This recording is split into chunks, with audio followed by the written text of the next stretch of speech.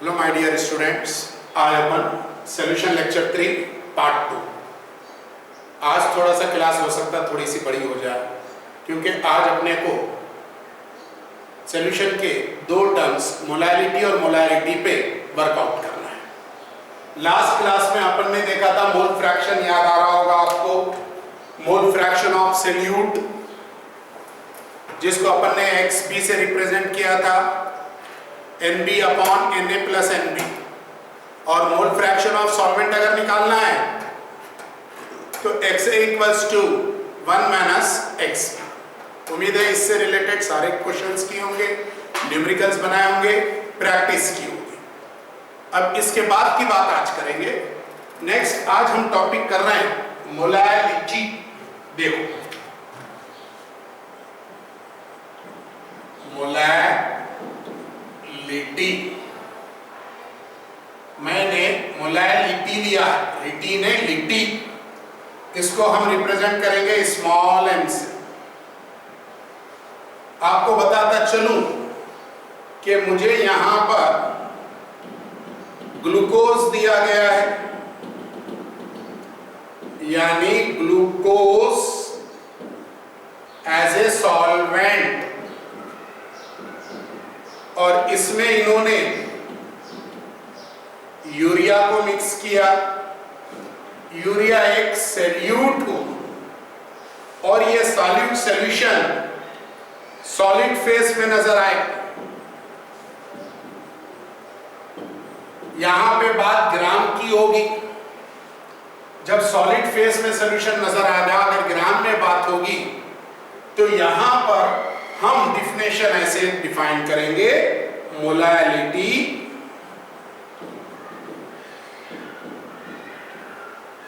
It is defined as number of mole of solute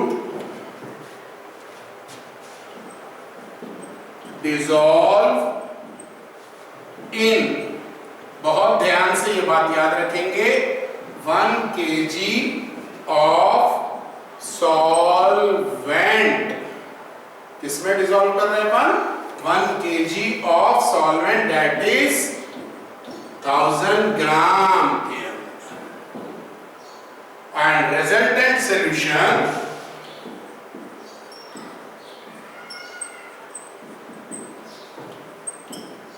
solution called as molal, यानी, और unit होगी इसकी grams पर केजी।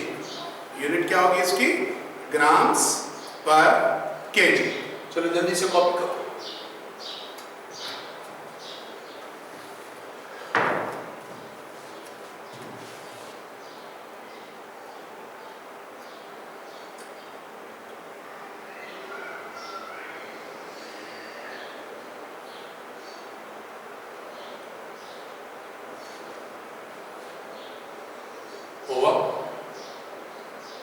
इसी से मिलता जुलता एक टर्म है, इसको हम बोल रहे हैं मोलैरिटी। यहां पे वर्ड मैंने यूज किया रिटी, और थोड़ी देर पहले वर्ड मैंने यूज किया था मोलैलिटी। अब ये कैसे डिफाइन होगा? It is defined as same line, number of moles of solute dissolve in, ध्यान रहे, 1 liter of, यहां पे मैं वर्ड यूज कर रहा हूं सॉल्यूशन। यहां मैंने वर्ड क्या यूज किया था? सॉल्वेंट। यहां मैं वर्ड यूज कर रहा हूं सॉल्यूशन, एंड द रिजल्टेंट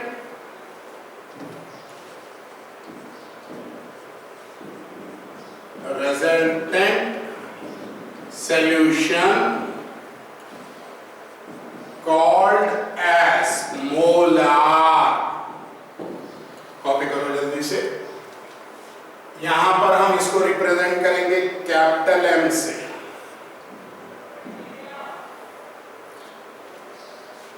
वो था स्मॉल m, ये था कैपिटल M। कॉपी करो जल्दी से।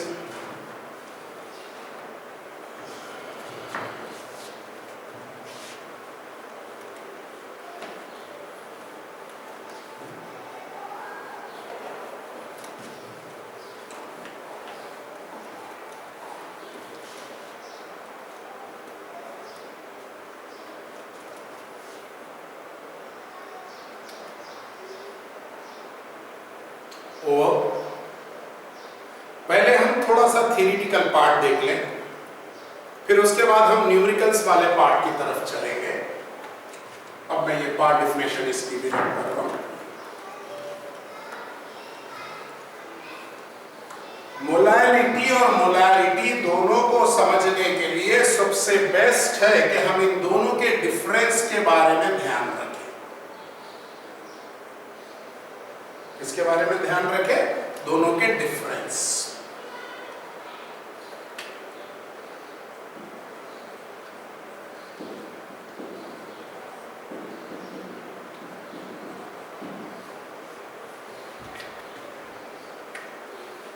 मोलैलिटी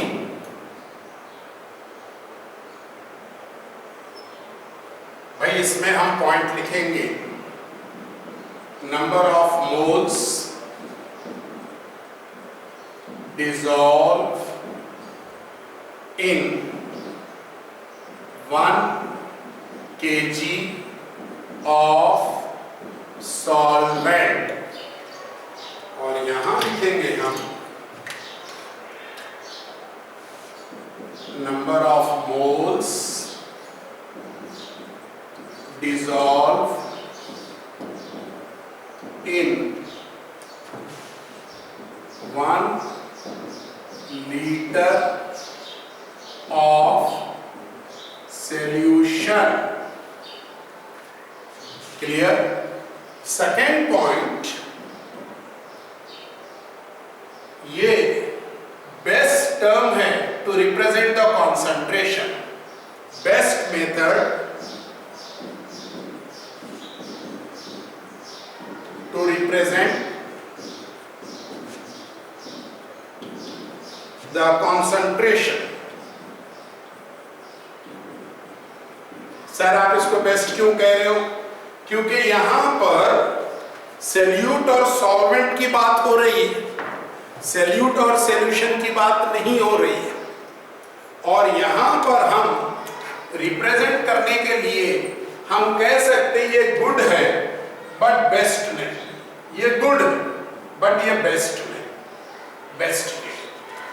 बेस्ट होने के पीछे दो रीजन है।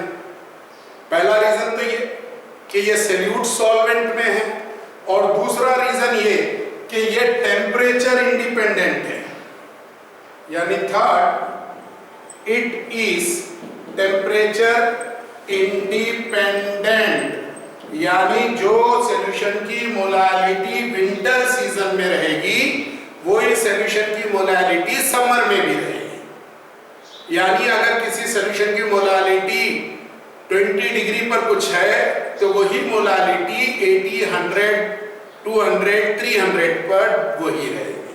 मगर यहां ऐसा नहीं, ये बेटा टेम्परेचर डिपेंडेंट है। ये क्या है? टेम्परेचर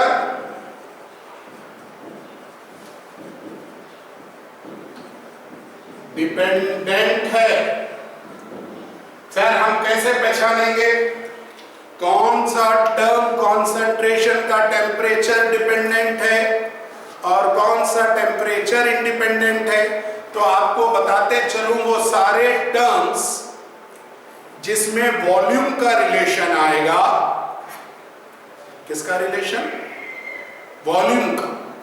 जिसमें वॉल्यूम का रिलेशन आएगा वो सब टेम्परेचर डिपेंडेंट होते हैं, और जिसमें वॉल्यूम का रिलेशन नहीं आएगा वो टेम्परेचर इंडिपेंडेंट होते हैं। फॉर एग्जाम्पल मास परसेंट, इसमें कहीं भी कोई वॉल्यूम का रिलेशन नहीं आया।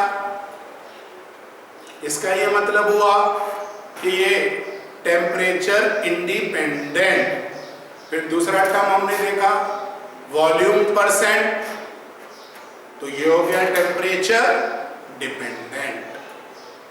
तीसरा हमने देखा मास बाय वॉल्यूम, वॉल्यूम फिर से आ गया तो आप बोलेंगे टेम्परेचर डिपेंडेंट।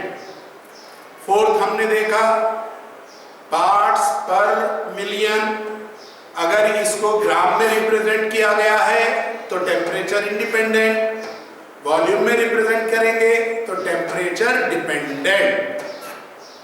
उसके बाद आया मोल फ्रैक्शन, टेम्परेचर इंडिपेंडेंट। उसके बाद आई मोलैरिटी, टेम्परेचर इंडिपेंडेंट। उसके बाद आई मोलैरिटी, टेम्परेचर डिपेंडेंट। उम्मीद है तीनों पॉइंट्स क्लियर हो गए होंगे। फोर्थ जो इसके फार्मूला है उसी से यूनिट बनेगी, तो इसकी यूनिट हुई मोल्स पर केजी।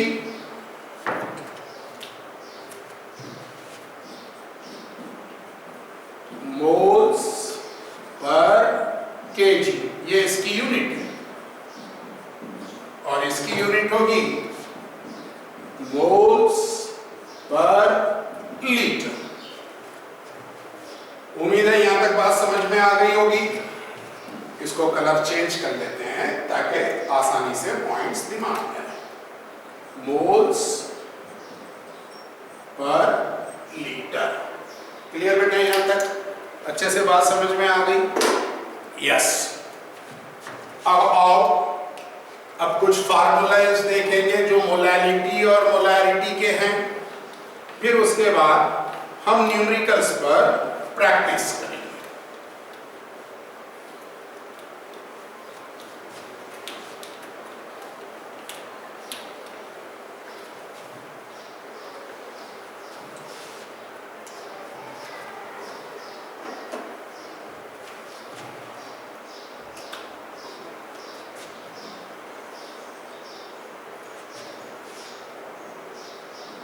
मोलैलिटी जिसको हम स्मॉल एम से रिप्रेजेंट करें, तो ये मोलैलिटी का फार्मूला होगा number of moles of solute present in 1 kg of solvent. किस पर प्रेजेंट? 1 kg of solvent. यहां पर मोलैरिटी का फार्मूला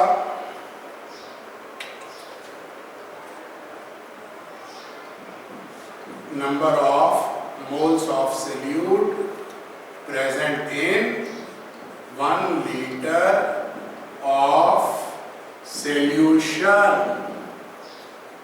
और मैंने आपको जब मोल सिखाया था तब बताया गया था कि मोल्स को तोलने का तराजू नहीं, जो भी चीज होगी वेट इन ग्राम होगी, और हम एक्सपेरिमेंट के लिए बहुत थोड़ी सी एक बनाएंगे प्रैक्टिकली, तो इसलिए ये मोलैरिटी का यह फार्मूला चेंज करेंगे।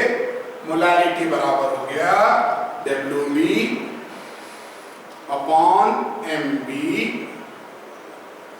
Into 1000 upon WA in gram. यहां पर हम लिखेंगे molarity equals to WB upon MB into 1000 upon volume in N. किसका? सॉल्यूशन। यहां तक क्लियर है? कोई डाउट? समझ में आ रही है बात? यस। कॉपी करो, कॉपी कर लो जल्दी से।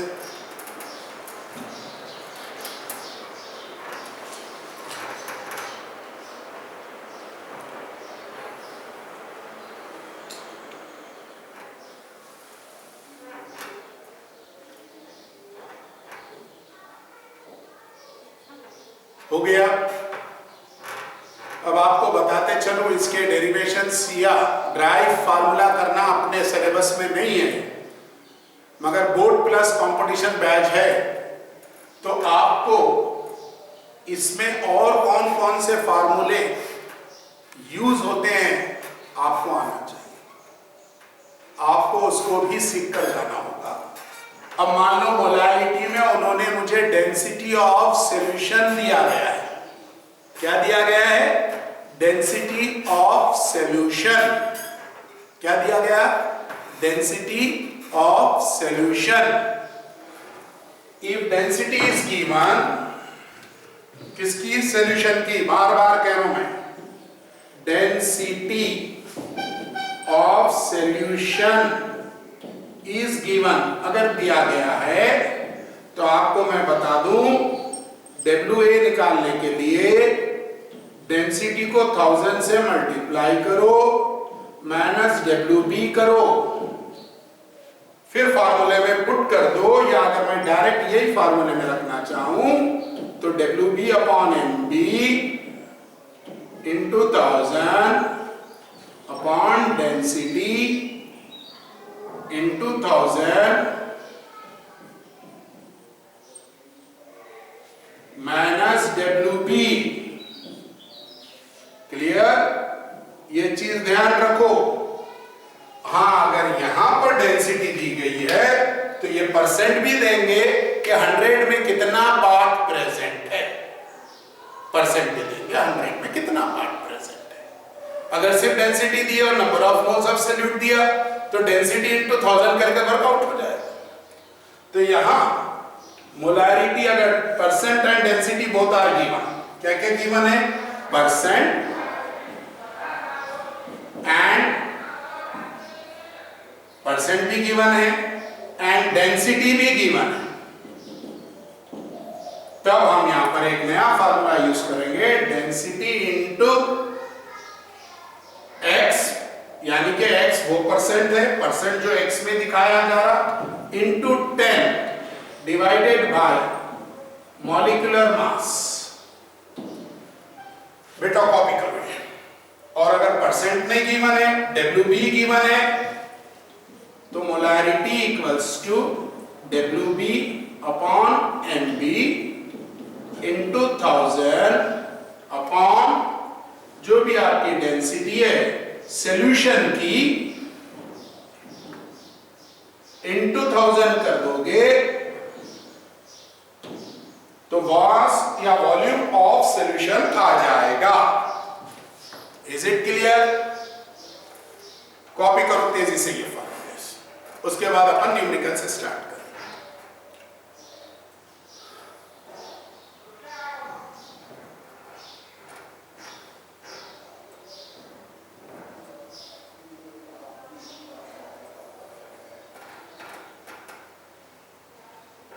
क्लियर? चलिए नेक्स्ट साइड हेडिंग डालो, न्यूमेरिकल्स बेस्ड ऑन मोलैलिटी। अभी सिर्फ हम मोलैलिटी के ऊपर न्यूमेरिकल्स करना है। न्यूमेरिकल बेस्ड ऑन मोलैलिटी, सिर्फ अभी हम मोलैलिटी को देखेंगे, फिर मोलैरिटी, क्योंकि मोलैरिटी में कुछ रिलेशंस भी आने वाले हैं।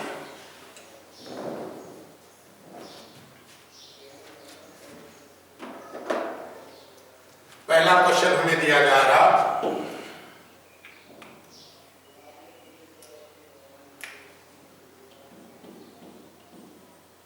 Calculate the molality of a solution when 60 gram of glucose dissolved in 400 ग्राम और मिक्स्ड विथ लिखो, डिसॉल्व या मिक्स्ड एक ही है, mixed with 400 gram of water. तो सबसे पहले सॉल्यूशन में तो मैं डाटा क्या क्या गिवन है वो चेक करूं। मुझे WB गिवन है 60 ग्राम, MB मुझे मालूम है, अगर ग्लूकोज है उसको याद होना चाहिए अपने को, वो 180 होता है। WA मुझे मालूम है वाटर का, गिवन है 400 है, और मोलालिटी का फार्मूला भी मुझे मालूम है WB upon MB into 1000 upon WA in ग्राम। कितना है 60 बाई 180 इंटू 1000 अपॉन 400। सॉल्व करो।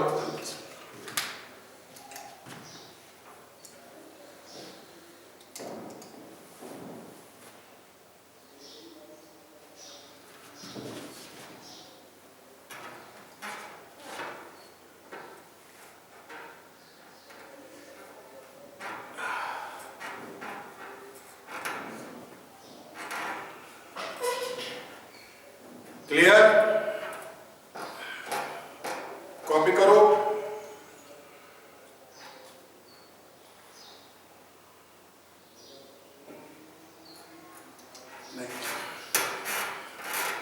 नेक्स्ट एक सेकंड क्वेश्चन, बहुत सिंपल सा मुझसे पूछा गया, calculate the molality of water. बहुत सिंपल, पानी जो अपन पीते उसकी हमसे मोलालिटी पूछी गई और कुछ भी नहीं दिया गया। मोलालिटी ऑफ वाटर कह रहे हैं, calculate the molality of water. क्या कहा गया?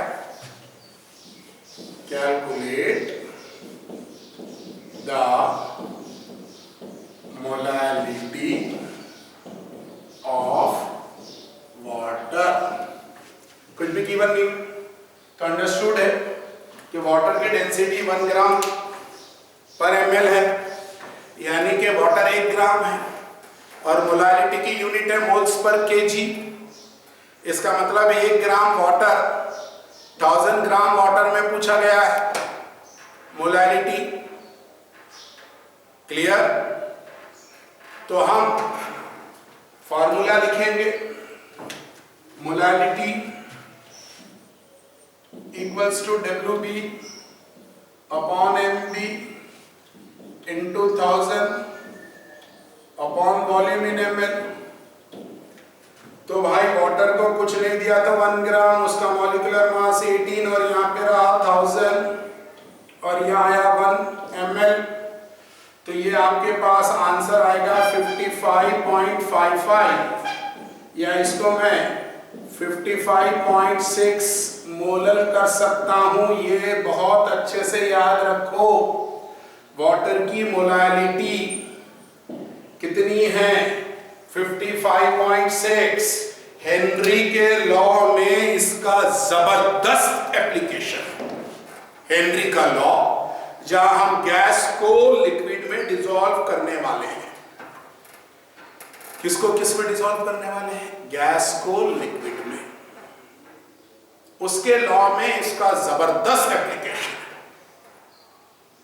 इसलिए आपको इसको तो याद रखना। बोलो 1 लीटर पानी में कितना? 55.6। 1 लीटर पानी में कितना? 55.6। भाई अगर मैं 1 लीटर पानी लेता हूं, 1 लीटर पानी यानी कि 1000 ml ऑफ पानी, तो उसके अंदर मुझे मोल्स कितने मिलते हैं? 55.6 मोल्स मिलते हैं। यहां तक अच्छे से बात समझ में आ गई?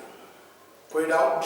मोल्स पर kg मोलालिटी है और वाटर की डेंसिटी 1 है,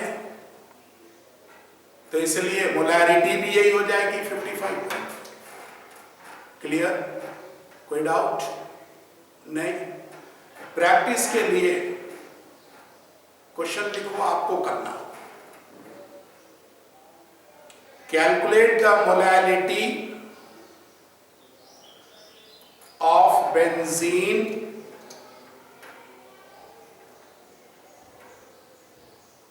in carbon tetrachloride.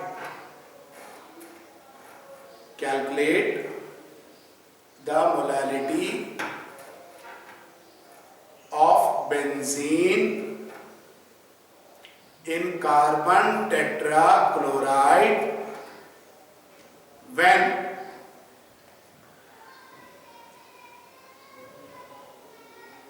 36 gram of benzene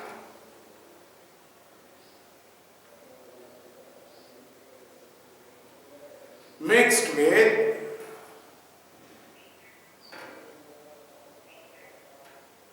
500 gram of carbon tetrachloride.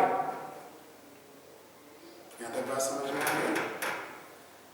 बेटा अपन ने अभी तक बहुत सीधे सिंपल से क्वेश्चंस देखे जिसमें हमें सैल्यूट ग्राम में दिया जा रहा, सॉल्वेंट ग्राम में दिया जा रहा, सैल्यूट का नाम दिया जा रहा, मॉलिक्यूलर मास हम निकाल सकते हैं और उसके बाद कैलकुलेशन। अब हमने एक और फार्मूला देखा था जो डेंसिटी बेस्ड था। अब हम एक डेंसिटी बेस्ड क्वेश्चन करते हैं। Calculate the molality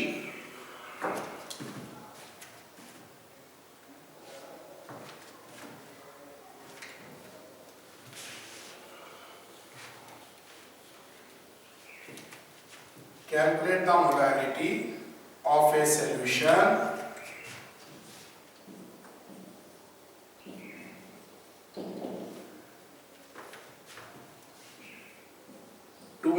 gram of urea is used to prepare a solution of 1.04 density. भाई सॉल्यूशन की डेंसिटी कितनी है?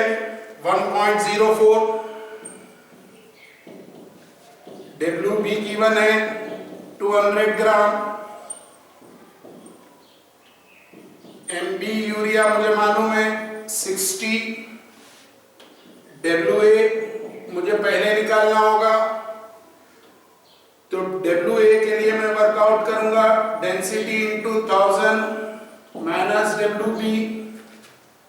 डेंसिटी है 1.04 इंटू 1000 माइनस 200। 1000 से मल्टीप्लाई करें 1040 1 2 3 1 2 3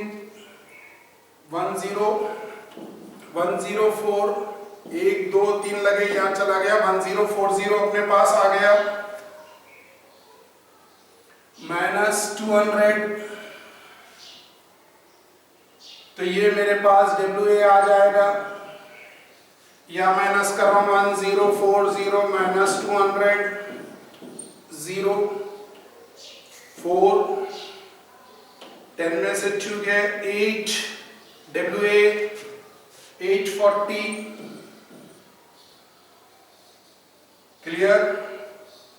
now formula molality equals to WB upon MB into 1000 upon WA 200 upon 60 into 1000 upon 840 yes.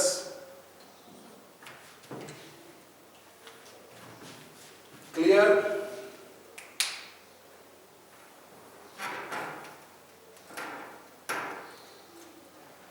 कोई doubt? Copy करो बेटा।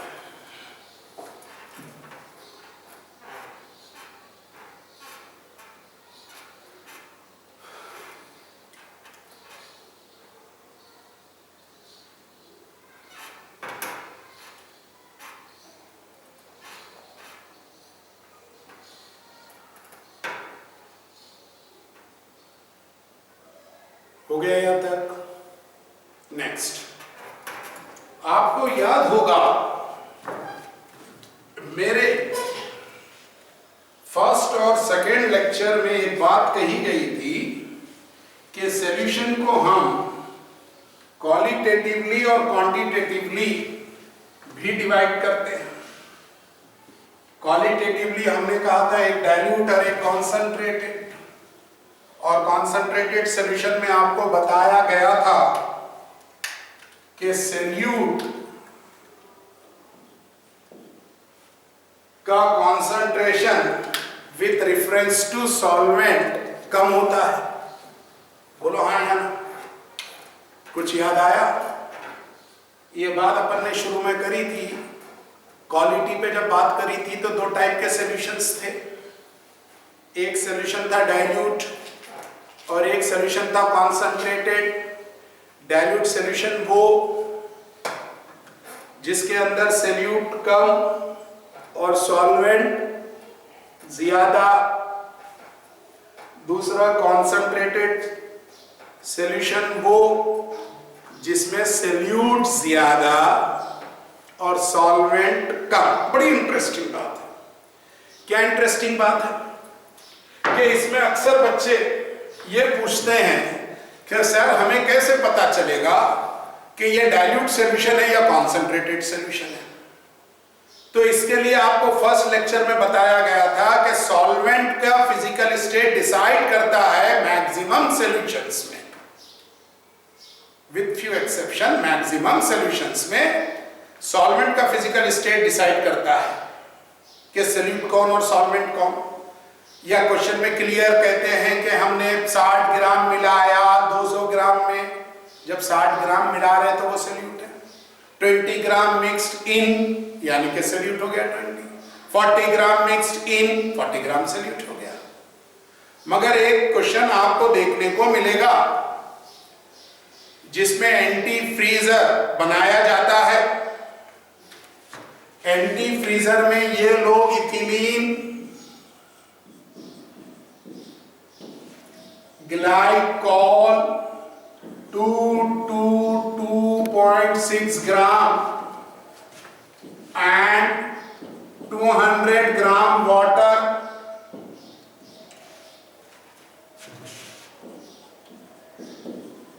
यूज कर, यानी इथिलीन ग्लाइकॉल 2.6 ग्राम लिया गया। और यहां कहीं मेंशन नहीं किया गया कि इथिलीन ग्लाइकॉल को वाटर में मिलाया गया।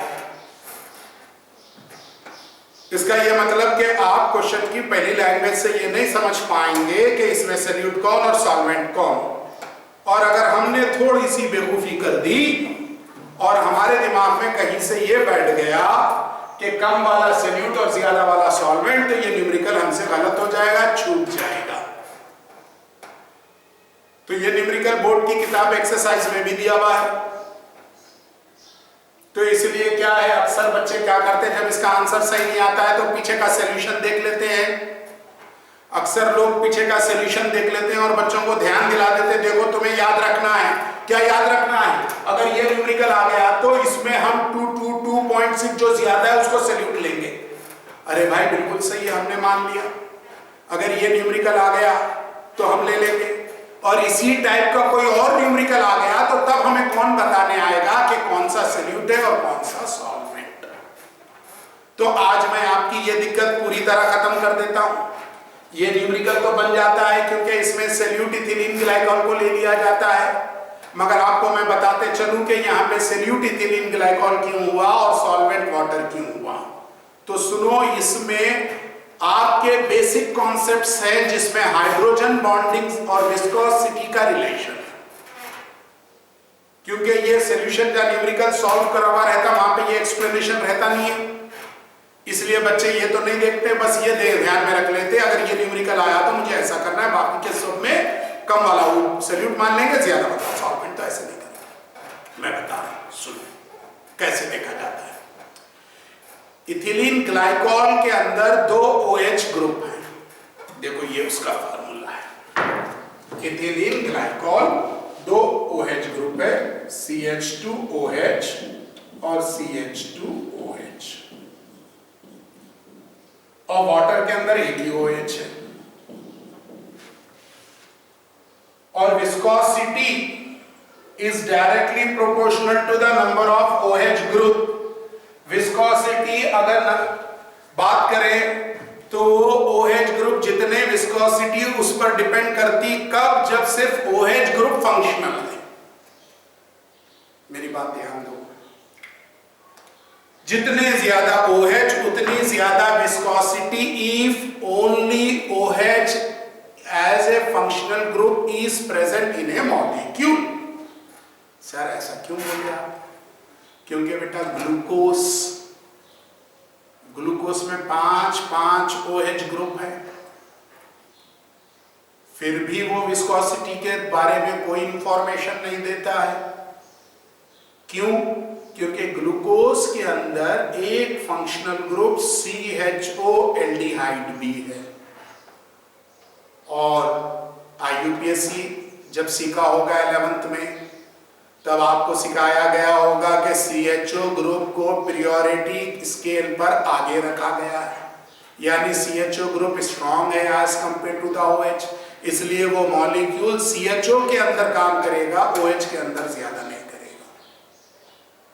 इसलिए अगर आपके पास सिर्फ OH है तो विस्कोसिटी वेस्ट हो जाएगी। चलिए आगे।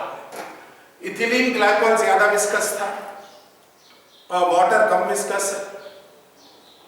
इसको अगर समझना है विस्कोसिटी क्या होती है तो क्या करो, एक टेबल पर या प्लेन सरफेस पर थोड़ा सा कुकिंग ऑयल या हेयर ऑयल और तो उतना ही वाटर, दोनों को थोड़ी दूर दूर पर रखो और वो प्लेन सरफेस को 10 to 12 डिग्री का एंगल दो। कितने डिग्री का? 10 से 12 डिग्री एंगल दो। 10 से 12 डिग्री तुमने प्लेन सरफेस को एंगल देते ही देखोगे कि तेजी से वाटर फ्लो होगा और धीरे से ऑयल फ्लो होगा, क्योंकि ऑयल की विस्कोसिटी ज्यादा है, ऑयल का force of attraction towards the surface वो ज्यादा है। जो लेयर्स हैं वो सरफेस को ज्यादा पकड़ती है, वो आप पढ़ते भी हो, फिजिक्स में भी पढ़े, केमिस्ट्री में भी पढ़े, यहां पर उस पर ज्यादा डिस्कस नहीं करेंगे। हाँ, बस मैं नहीं चाहता कि केमिस्ट्री की कोई चीज तुम रट लो, ये आया तो ऐसे समझ ले कि वो आया वैसे। बेटा ठीक है, बोर्ड में काम बन सकता है, कंपटीशन में तो जो पेपर सेटर्स होते हैं वो इन्हीं चीजों का तो फायदा उठाते हैं और वहां हमसे क्वेश्चन गलत हो सकता है। तो याद रखना, इथिलीन ग्लाइकॉल को जब पानी में मिलाते हैं तो इथिलीन ग्लाइकॉल की विस्कोसिटी कम होती है, और दोनों को ग्राम में दे रहे हैं तो मोलैरिटी पर बात हो सकती है। इसीलिए सॉल्वेंट हुआ वाटर और सॉल्यूट हुआ इथिलीन ग्लाइकॉल। तो सर इससे रिलेटेड और कुछ एग्जाम्पल बताओ। अल्कोहल, उसमें भी OH है हाइड्रोकार्बन के साथ। फिनॉल, उसमें भी OH है एरोमेटिक रिंग के साथ। ग्लिसरॉल, जो ग्लिसरीन ठंड के मौसम में यूज करते हैं, उसके अंदर 40% ग्लिसरॉल होता है, उसमें भी OH है। तो ये सभी सॉल्यूशन में अगर सॉल्यूट ज्यादा भी रहा, अगर उसका विस्कोसिटी कम हो जाती है तो हम उसको सॉल्यूट मानेंगे, भले ही कॉन्सेंट्रेशन ज्यादा हो। और ऐसे सॉल्यूशन को हम कॉन्सेंट्रेटेड सॉल्यूशन बोलेंगे। उम्मीद है बात समझ में आ रही होगी। तो यहाँ पे इथिलीन ग्लाइकॉल की विस्कोसिटी कम हुई है, तो सॉल्यूट हुआ इथिलीन ग्लाइकॉल और सॉल्वेंट हुआ वाटर। तो मेरी मोलैलिटी का फार्मूला बना, molality equals to WB upon MB into 1000 upon WA। तो WB तो इथिलीन ग्लाइकॉल कितना 222.6, इसका मॉलिक्यूलर मास 62 इंटू 1000 बाय 200। उम्मीद है आंसर आ जाएगा। बात अच्छे से समझ में आ गई? कहीं नोट कर लो। अल्कोहल को वाटर में देंगे तो solute alcohol,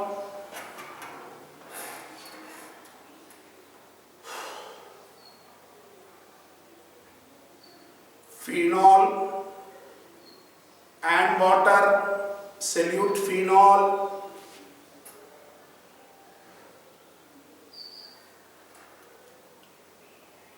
glycol and water, solute glycol,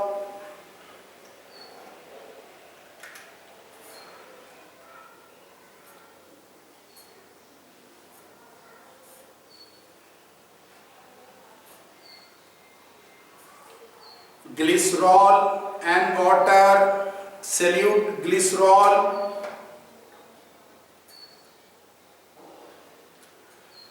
चाहे यहां पर कॉन्सेंट्रेशन ग्लिसरॉल का, ग्लाइकॉल का, फिनॉल का, अल्कोहल का वाटर से ज्यादा क्यों ना रहे, उसके ग्राम्स वाटर से ज्यादा क्यों ना रहे, अंडरस्टूड है कि ये सभी में सल्यूट वो हैं जिनके पास फंक्शनल ग्रुप OH था और विस्कोसिटी डिक्रीज होती है। क्लियर? मोलालिटी पर हमने वेट इन ग्राम पे क्वेश्चन किए, हमने डेंसिटी बेस्ड क्वेश्चन किए, नंबर ऑफ मोल्स बहुत सिंपल होता है तो उसमें हमने टाइम वेस्ट नहीं किया, मगर मोलालिटी से पहले अपन ने मोल फ्रैक्शन देखा था, तो ऐसा ना हो कि हमें मोल फ्रैक्शन देकर मोलालिटी पूछी जाए, क्योंकि बार बार कहता हूं कि कंपोजिशन और बोर्ड दोनों इसी में पढ़ो, एक साथ पढ़ो, अलग अलग बेकार है। तो देखो अब अपन बोर्ड भी देखते चले।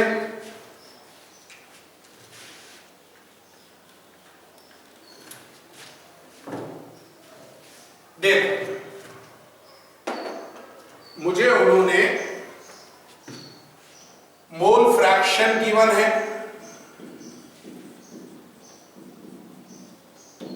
और मोलालिटी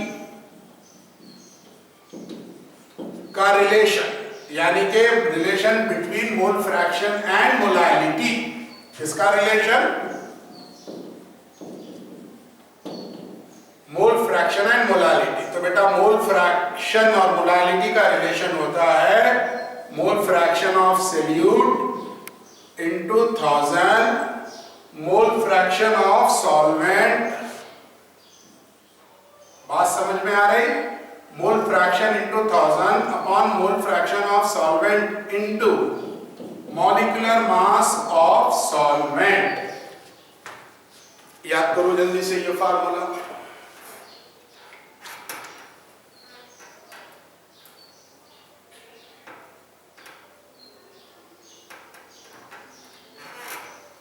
एक्स ए, जल्दी याद करो।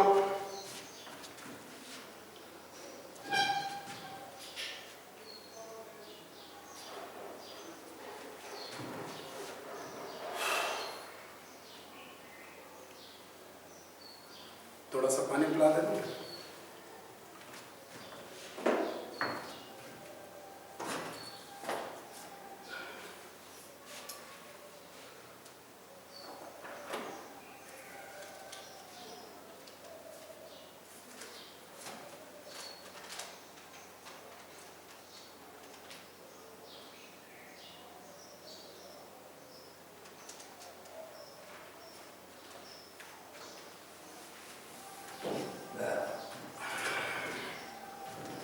हो गया? कॉपी कर लिए? चल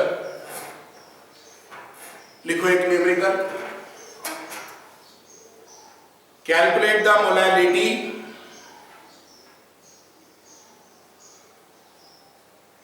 of a sucrose solution.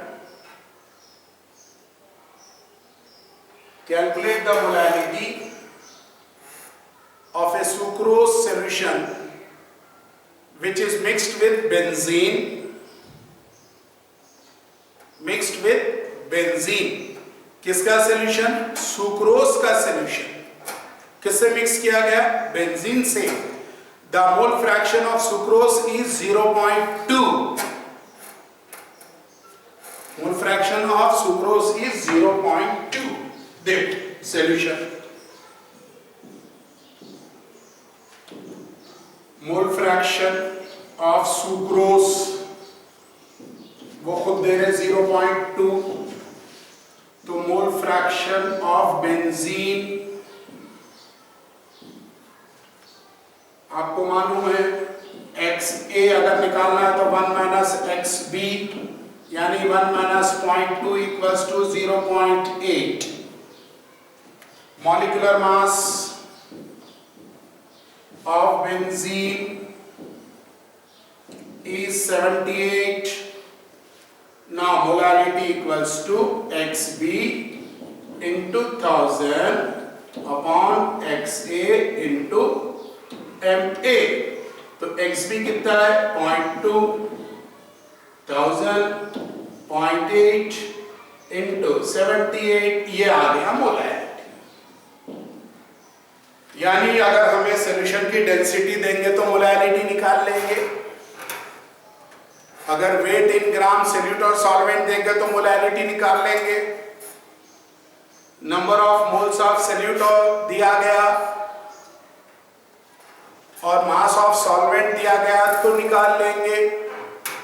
और तो और अगर हमें उन्होंने मोल फ्रैक्शन दिया तब भी हम मोलैलिटी निकाल देंगे। तो आज के लेक्चर में हमने मोलैलिटी की डिफिनेशन, फिर दोनों के डिफरेंस, दोनों के जनरल फार्मूले, फिर मोलैलिटी के ऊपर पॉसिबल सारे न्यूमेरिकल्स देखे। अब नेक्स्ट लेक्चर में मोलैलिटी के ऊपर और बचे हुए दूसरे टर्म्स पर वर्कआउट होगा। आज का लेक्चर जरूर थोड़ा सा ज्यादा है क्योंकि आज मुझे कवर करना था मोलैलिटी से रिलेटेड सारे न्यूमेरिकल, और हर एक टाइप पर एक एक या दो दो न्यूमेरिकल से ज्यादा मैं वर्कआउट नहीं करा पाऊंगा। उसके लिए आपको डीपीपी शीट या वीकली प्रैक्टिस शीट कुछ ना कुछ आपको मिल जाएगी। उम्मीद है अच्छे से समझ में आ गया होगा। बेटा आपको मजा तो तब आएगा जो टॉपिक मैं पढ़ा रहा हूं उसको किसी और के वीडियो से भी देखो, तो तब आपको आइडिया लग जाएगा कि कितनी इजी वे में, कितने सिंपल वे में और कॉन्सेप्चुअली बेस्ड कितनी डेप्थ तक बताते हैं, उससे पता चलेगा। तब जाकर केमिस्ट्री को सीखने का मौका मिलेगा। अदरवाइज केमिस्ट्री आपको रटने को मिलेगी और रटी हुई केमिस्ट्री बहुत डेंजरस है। केमिस्ट्री सीख जाओगे तो कुछ कर जाओगे। Okay, thank you. ठीक लगा तो सब्सक्राइब करो, फ्रेंड्स से शेयर करो और भी फ्रेंड्स को मेरे वीडियो लेक्चर्स को देखने के और सीखने के लिए कहो। ओके, थैंक यू बेटा।